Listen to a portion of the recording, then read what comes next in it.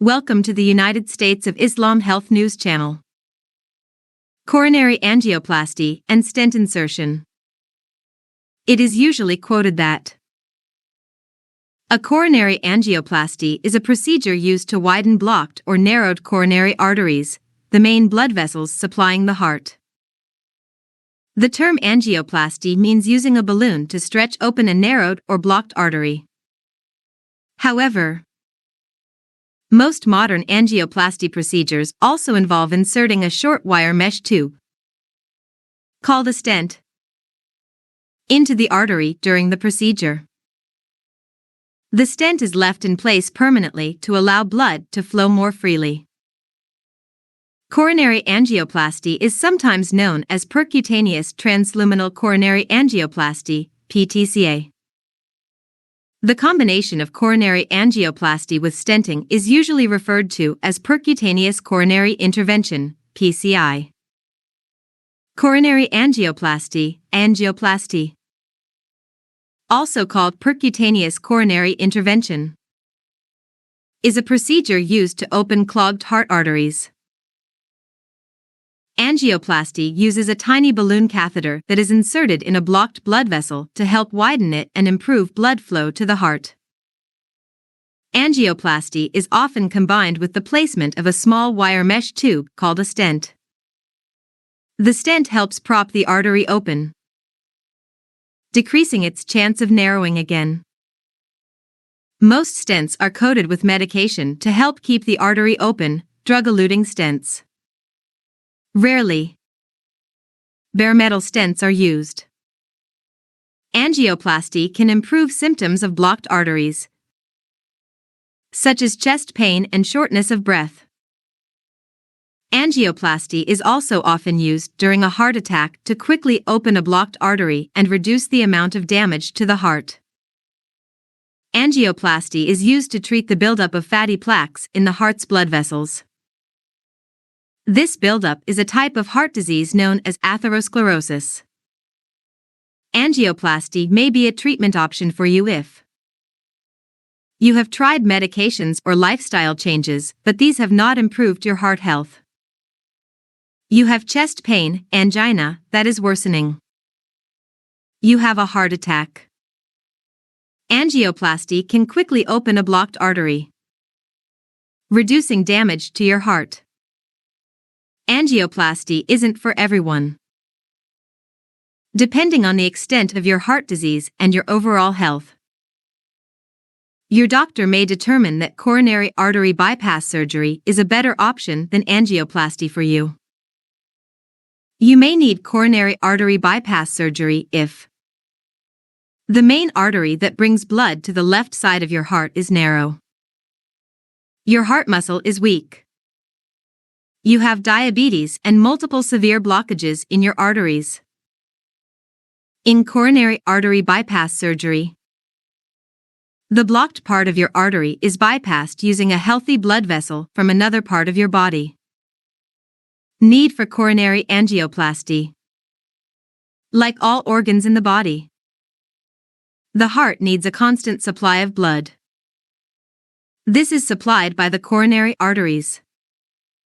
In some people, these arteries can become narrowed and hardened, known as atherosclerosis, which can cause coronary heart disease. If the flow of blood to the heart becomes restricted, it can lead to chest pain known as angina, which is usually triggered by physical activity or stress. While angina can often be treated with medication, a coronary angioplasty may be required to restore the blood supply to the heart in severe cases where medication is ineffective. Coronary angioplasties are also often used as an emergency treatment after a heart attack. Advantages of a coronary angioplasty. In most cases, the blood flow through the coronary arteries improves after an angioplasty. Many people find their symptoms get significantly better and they're able to do more than they could before the procedure. If you've had a heart attack, An angioplasty can increase your chances of surviving more than clot-busting medication, thrombolysis. The procedure can also reduce your chances of having another heart attack in the future.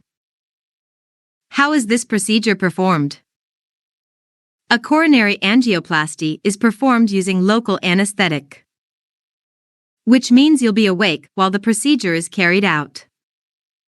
A thin, flexible tube called a catheter will be inserted into one of your arteries through an incision in your groin, wrist, or arm. This is guided to the affected coronary artery using an X-ray video. When the catheter is in place, a thin wire is guided down the length of the affected coronary artery, delivering a small balloon to the affected section of artery. This is then inflated to widen the artery, squashing fatty deposits against the artery wall so blood can flow through it more freely when the deflated balloon is removed. If a stent is being used, this will be around the balloon before it's inserted. The stent will expand when the balloon is inflated and remains in place when the balloon is deflated and removed. A coronary angioplasty usually takes between 30 minutes and 2 hours. If you're being treated for angina, you'll normally be able to go home later the same day or the day after you have the procedure. You'll need to avoid heavy lifting, strenuous activities, and driving for at least a week. If you've been admitted to hospital following a heart attack, you may need to stay in hospital for several days after the angioplasty procedure before going home. Safety concerns. A coronary angioplasty is one of the most common types of treatment for the heart, as the procedure doesn't involve making major incisions in the body. It's usually carried out safely in most people. Doctors refer to this as a minimally invasive form of treatment. The risk of serious complications from a coronary angioplasty is generally small, but this depends on factors such as your age, your general health, whether you've had a heart attack. Serious problems that can occur as a result of the procedure include excessive bleeding, a heart attack, a stroke, other managements.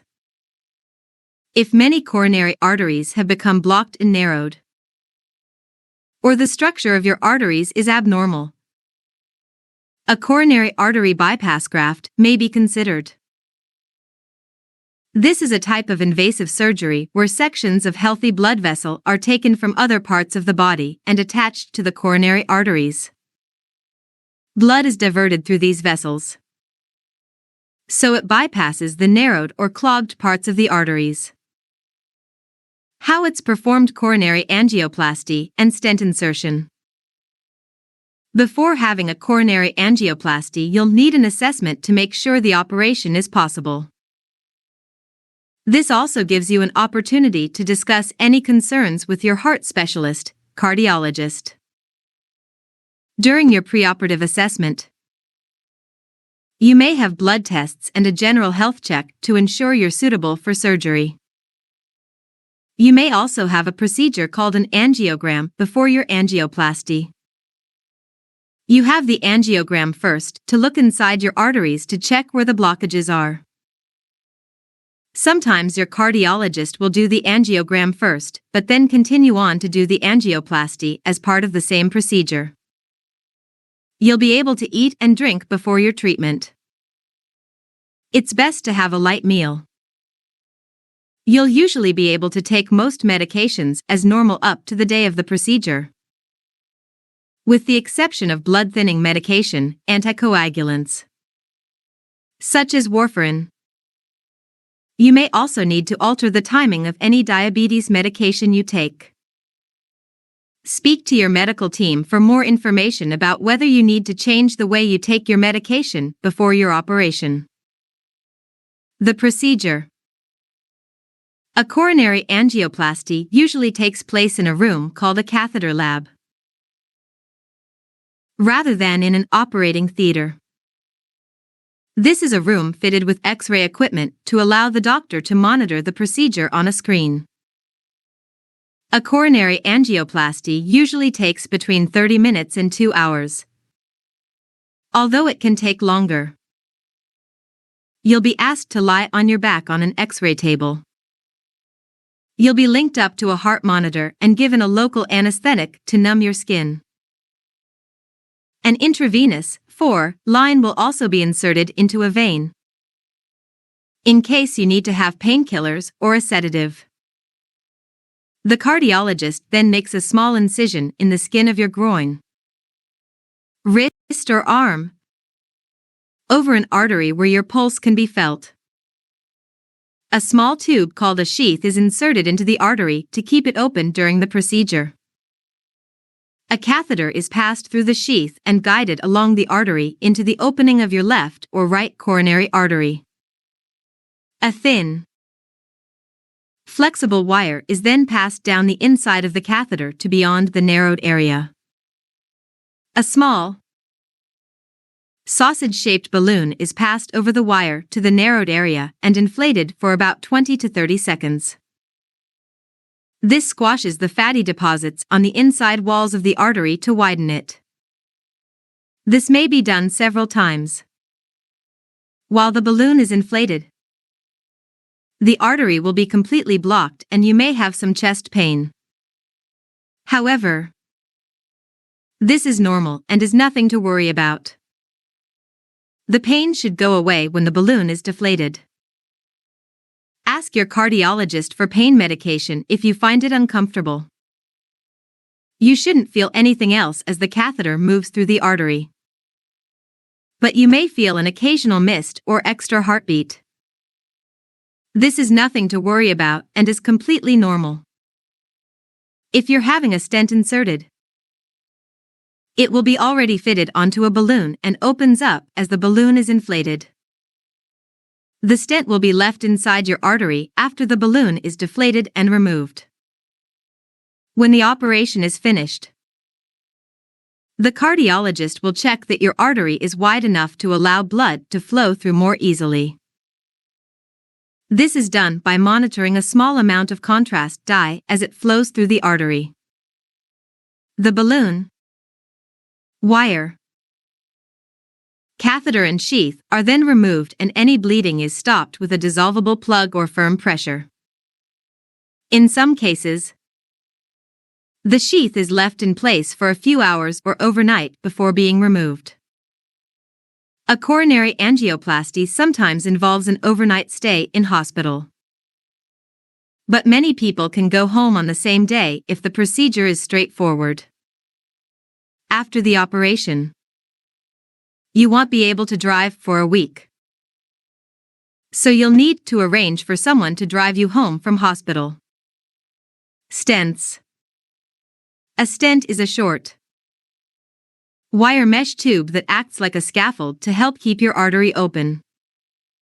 There are two main types of stent: bare metal, uncoated stent, drug-eluting stent, which is coated with medication that reduces the risk of the artery becoming blocked again. The biggest drawback of using bare metal stents is that, in some cases, the arteries begin to narrow again. This is because the immune system sees the stent as a foreign body and attacks it, causing swelling and excessive tissue growth around the stent.